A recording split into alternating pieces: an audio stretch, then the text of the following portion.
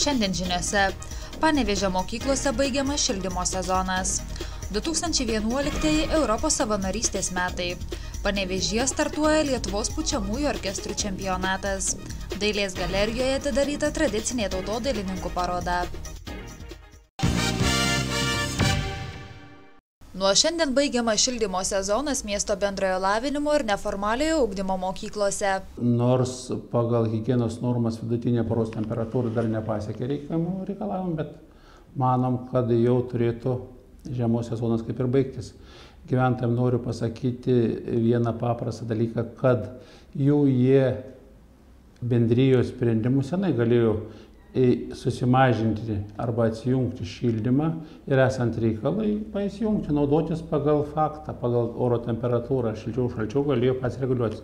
O manom, kad viso miesto šildymo sezono užbaigimas bus skelbiamas kitos savaitės pačioj pradžioje, kadangi pagal sinoptikų prognozę savaitgalį planuojama didesnė temperatūra. Šildymas iki mokyklinio ugdymo įstaigose bus baigtas atskirų įsakymų, tačiau, kaip teigia miesto ūkio skyriaus vedėjas, Lopšelių darželio administracijos turėtų pasirūpinti, kad patalpos vis dėlto būtų šildomos atsižvelgus į oro temperatūrą. Darželius mes labai atsargiai žiūrime į darželių šildymo atjungimą, kadangi ten pagrindiniai gyventojai yra jautriausia publika, tai vat ir ko gero šitą atjungimą darysim atskirų direktorius dar įsakymų. Nors pasižiūrėsim pagal situaciją, kas vyks savaitės pabaigoje temperatūros kokią vidurkį ir pažiūrėsim kokią prognozę ateinančiai savaitėje.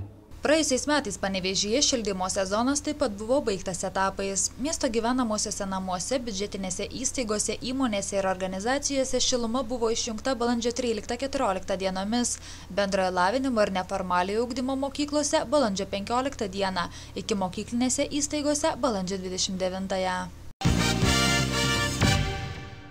2011 metai ES tarybos sprendimu paskelbti savanorystės metais, tokiu būdu siekiant skatinti valstybių narių piliečius aktyviau įsitraukti visuomeninę veiklą. Savanoriška veikla yra viena iš demokratinės valstybės pamato dalių, galimybė piliečiams realizuoti save ne tik profesinėje, bet ir asmeninėje erdvėje. Šios metus pažymėdami Lietuvos Europos informacijos centrai Europe Direct skelbia savanorystės maratoną Lietuvoje. To savanorystės maratono tikslas yra pakviesti savanoriškas organizacijas, biudžetinės organizacijas kviestis į darbą pas save savanorius. Taip pat tikslas pakelti savanorių skaičių, padidinti tą skaičių, parodyti žmonėms naudą šios savanoriškos veiklos. Net 100 milijonų Europos gyventojų turinčių įvairios patirties skiria savo laiką žmonėms, kuriems reikalinga pagalba, taip pat padeda savo bendruomenėms. Alinos Misiūnienės teigimu, Panevėžyje taip pat yra labai daug įvairaus amžiaus bei skirtingoms organizacijoms priklausančių savanorių. Aš su pilna atsakomybė galiu pasakyti, Panevėžyje savanorių yra labai daug.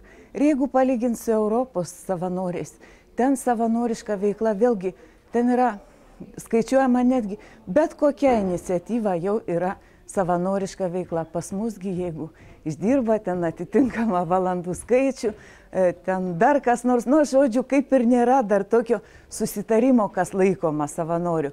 Bet šiaip dabar, šiai dienai pasakyčiau, kad savanoriškų organizacijų yra labai daug. Panevėžyje veikia ne viena dešimtis organizacijų, kurių veikla pagrįsta savanorystė. Viena iš jų dar visai neseniai įsikūrusi, tai Siaurojo geležinkelio klubas, kurio nariai siekia atkurti Siauruko istoriją. Mūsų būtent Siauruko savanorių organizacija klubas įkurtas, būtent atkurti Siaurojo geležinkelio istoriją. Ir mes jau tą veiklą vykdom jau 3 metai. Dabar netgi dalyvaujam Lietuvos televizijos laidoje Savanorių biuras organizuojamui. Tai ir šiuo metu jau 3 savaitgalis, kai visus kviečiam prisijungti prie Raguvėlės istorinio grindinio atkasimo darbų atstatymų. Tam grindiniui daugiau kaip 100 metų jau, tik tai sužneštas Velėna. Sužinoti daugiau apie savanorišką veiklą ir gal net ją įsijungti panevėžiečiai galės gegužės 6 dieną Laisvės aikštėje vyksančiame savanorių mugės renginyje. Savaitgalį Panevėžys sukvies į tradicinį Lietuvos pučiamųjų orkestrų čempionatą. Tiesa, šiemet jame varžysis ir 2 Latvijos orkestrai, o visus dalyvius, kurių yra per 1200, vertins kompetentinga komisija. Tai jau 11-asis Lietuvos pučiamųjų orkestrų čempionatas, o per tuos metus organizatorių teigimu pasiekta labai daug. Kai startavom pirmąjį čempionatą 2001 metais, čia bendruomenių rūmuose dalyvavo ten apie 10 turbūt orkestrų ir Lietuvoje tada buvo apie 40 orkestrų pagal statistiką, o dabar turime virš 110 orkestrų.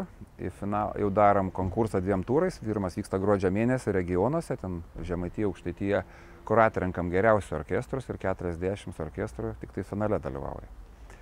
Ir mūsų per 11 metų jau vienareikšmiškai galim pasakyti, kad labai didelį įtaką padarė tas čempionatas, nes labai daug jaunimo orkestrų atsirado, jie groja, nori konkuruoti. Labai išaugo profesionalumo lygis, nes, sakykime, ir mūsų kaimo vaikai groja tokius kūrinius, kur, sakykime, anksčiau, jeigu prieš 11 metų kam nors būtume padavę partitūrą, kokias dabar groja vaikai ir jaunimas, tai ten ne visiems profesionalam būdavo įkandama. Remigijaus Vilio įsitikinimu, čempionatas naudingas ne tik grojantiems orkestruose, bet ir pačiam Panevėžiui, kurio vardas dėl šio renginio išgarsėjo visame pasaulyje. Groja vaikai yra labai gerai, profesionalumo lygis, žinojimas, miesto žinojimas, sakykime, apie Panevėžį kaip orkestro miestą turbūt daugiau žino pasaulį negu pats Panevėžys. Va, ir žmonės atvažiuoja, žino, kad bus pagal kažkokį tai europinį standartą. Mes jau turim labai gerą tokią savanorių komandą, kurie grįžta iš įvairių šalių į čempionato laikotarpį.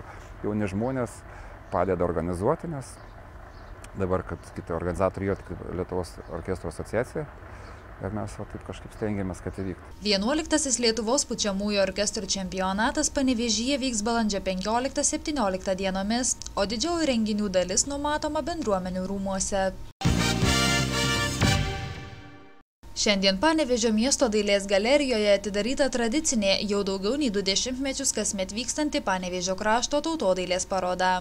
Ir nors paroda kasmetinė, tačiau šiemet kaip niekada apstu iš netradicinių medžiagų ir netradicinių formų pagamintų darbų. Šiemet yra įdomesnių kūrinių. Dar tokių, kur nėra buvę, kad ir seni meistrai ieško naujų galimybių. Naujų netgi medžiagų, paimkim, irgi išaugina avį lietuvišką, nukirpa iš Vilnos padarė skulptūras, dar šito nebuvo. Parodoje eksponuojama per 600 skulptūros, medžio drožybos, kalvystės, tapybos, juvelyrikos, keramikos, audimo, pynimo, mezgimo, siuvinėjimo ir kitokių kūrinių, kuriuos pristato 226 liaudies meistrai. Ir kaip teigia Lietuvos tautodailininkų sąjungos Panevėžio bendrijos pirmininkas, kasmet naujų tautodailininkų tik daugėja. Naujų stoja nemažai. Nemažai. Virš 15 panašiai. O iš visų rajonų iš Rokiškio nemažai stoja. Labai malonu, kad grįžta seni meistrai. Robertas Žaliukas, buvęs panevėžietis, dabar Rokiškio rajone gyvena. Irgi pristatė kūrinį savo jau kokį 10 metų. Buvo kaime gyvendamas, nebedraugavo su mumi. Bet buvo kažkada laureatas Paryžiaus tarptautiniai parodoj drožybos.